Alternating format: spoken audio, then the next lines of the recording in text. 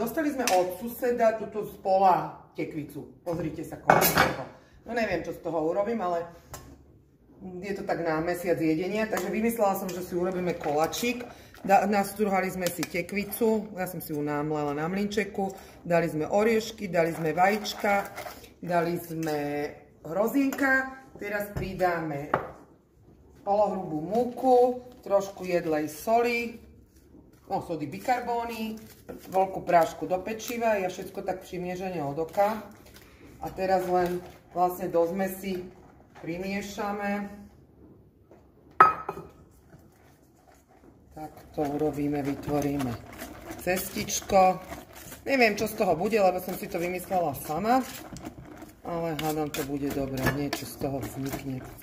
Ešte musíme trošku múky pridať, lebo je to také rečie, tak pridáme ešte múky.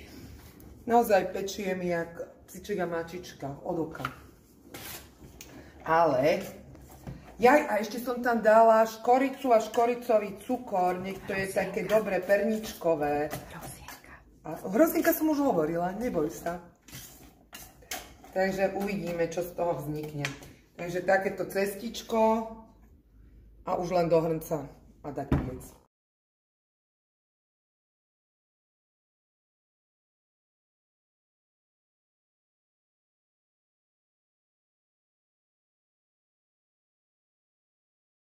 No takže takýto koláčik, pozrite sa, jaký krásny, tekvicový, halloweenský.